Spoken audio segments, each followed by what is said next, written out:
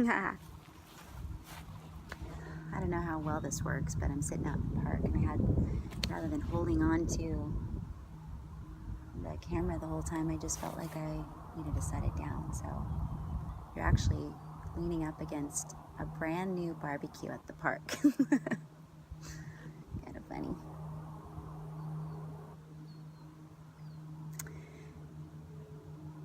So I want to share, because something that is so funny, Jason and I are doing this Karma to Dharma amazing journey, 6-week journey with couples. We've got 8 people that we're taking through this 6-week adventure deeper into love. We call it From Falling in Love to Rising in Love. And this past week was all about sovereignty and surrender. And I find that each week that we're doing this, we're like living the topic of the week. And sometimes in the middle of the week, when it's like coming up and all this stuff is coming up around it, I forget, oh my gosh, yeah, that's why this is coming up, because we're talking about it. And if we're going to teach it, we have to know it so clearly so that we can give the manna, the spirit lessons, the treasures that are to be found in the opposite side of understanding these. And so this week was sovereignty and surrender. And I wrote a little bit about it last night, or actually I posted it. It was part of what we shared the other night.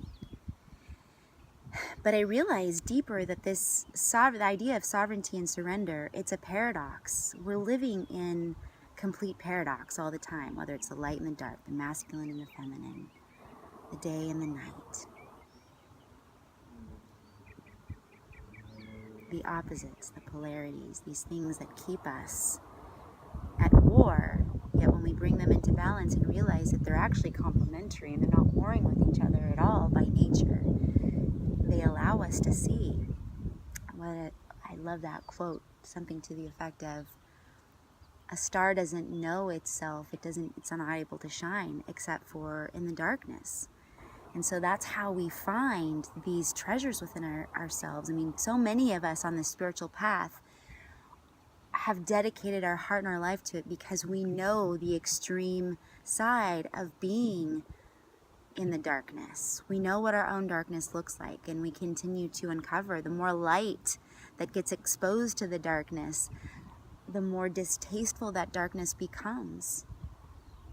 You know, it's funny, just like the little subtleties, my own pride, my jealousy. I have jealousy that's been coming up like crazy. It's just silly. It's like insidious. I see where I have been jealous of my sisters, whether it's for their appearance or whether it's for their talent, or, you know, things that didn't even seem like a big deal. Stuff that's like down deep in my subconscious coming up, and these fear things like, well, what if they outshine me? What if my stuff doesn't get to be done and theirs does? And it's like this little kid stuff being brought up. But here we are, the more light that we are being exposed to, the more light we receive, the more we can allow the surrender to those places in us that are not yet consumed by this magnificent white fire that consumes anything but love. So sovereignty and surrender. Sovereignty is something we're all working on, I think, for the most part. So many of us on this spiritual journey have let go in so many ways to all the entrapments and all the addictions to material wealth. And so our value systems, the way that we look at life, the way that we look at having things or acquiring things has totally changed. It's just not important the way that it once was.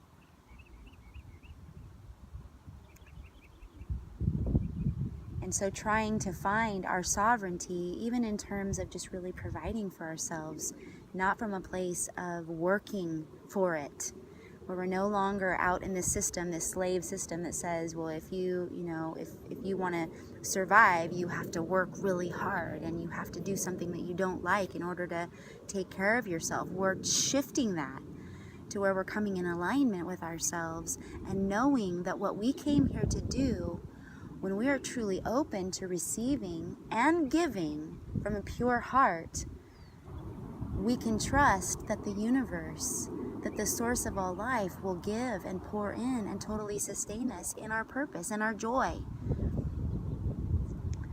So we're taking responsibility for all those places that we're not yet doing that we don't trust, that we do fear still, that life won't support us, or we fear that we won't get ours, that if we give too much, we won't get ours. And that's a biggie that's coming up. There's a balance that goes into claiming our sovereignty, knowing what is ours to do, knowing that we can self-sustain what we came here to do, and at the same time, surrender to giving and supporting each other's abilities and talents and gifts so that we all rise collectively. So, this all said, I think the trap we get into, both in our own being, in relationship with another, and then also in relationship with each other as a soul family, and how these things play out on a bigger level. Sovereignty is that place where we're able to take full responsibility for what's going on in our life and look at these patterns that aren't coming out of the purest intention. Anything that is self-serving, the small self-serving. Anything that is coming out of fear, that is fearful that we will not get ours. And what it does is it creates codependency in our relationship. So we begin this bartering system that we only give if we know that we're going to get something in return. And ultimately, that's really not in trust. We give the things that last, that have eternal value, are things that we give out of a heart that is saying, I so trust that what I'm giving is out of the overflow of my heart, because I know that as I give, so I receive. And everything that I give is multiplied back to me abundantly so that I can keep giving, and this cycle keeps growing. But when we're in this place of codependency in any relationship, we project our fear of not enoughness. We project our fear of lack, our fear of insecurity, our fear of not enoughness on another, and ask them to take on the responsibility. And sometimes in relationship, we have this going on so much that one person generally absorbs the negativity of the other while the other's ego inflates. And then sometimes we reverse roles in different parts of our ego that are still holding on. And so we ask the other to hold the negative part of our projections so that we can rise and feel temporarily inflated. And we get that temporary fix that really doesn't last. So what sovereignty and surrender coming into balance does is really being able to own those places. The sovereignty is owning those places and seeing ourselves for really who we are, what we are and what we are not, what we still have yet to release, what we still have yet to surrender and humble out, as my beloved says, babe, humble out. And he's absolutely right. I've got a little hummingbird. You can see see the shadow. I don't know if you can. Hi. You want to come be?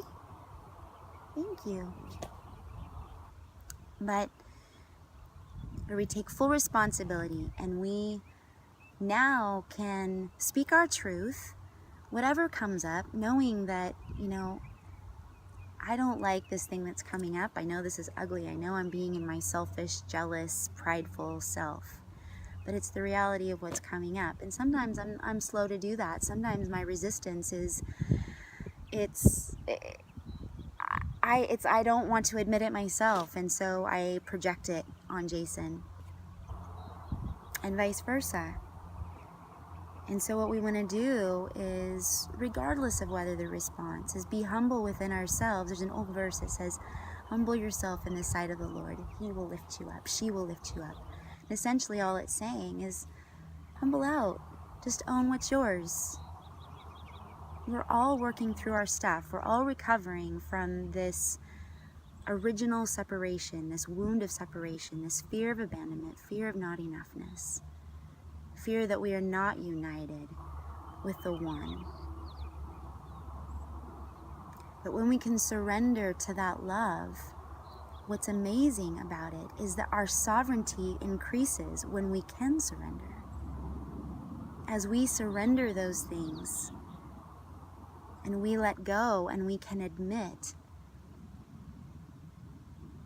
the truth of who we are, the grace of who we are, the magnificence of who we are, all of our gifts begin to rise because now they're in a space of purity.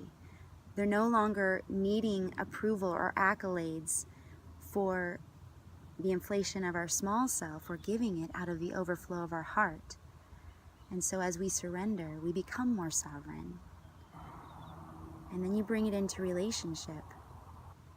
And as we can surrender together, mutually surrender, knowing and seeing that we both are in process of letting go these old beliefs about ourselves, these places where love hasn't yet penetrated, we both come into balance. The relationship begins to come into balance. And Jason yesterday was talking about, he's been going through this book, Owning Your Own Shadow. I actually was doing a video about it today.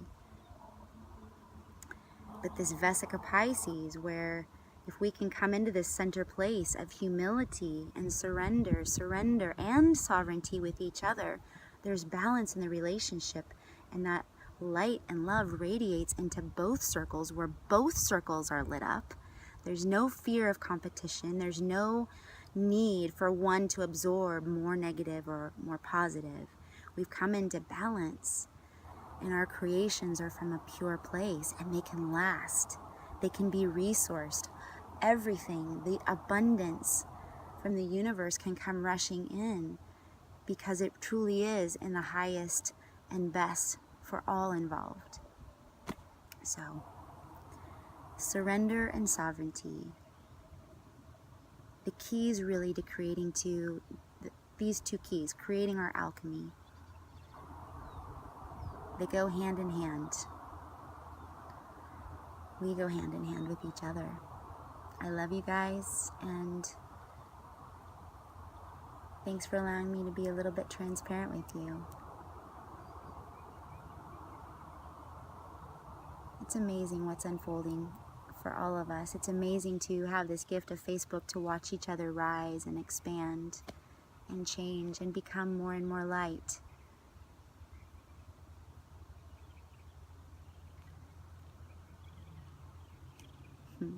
Love you.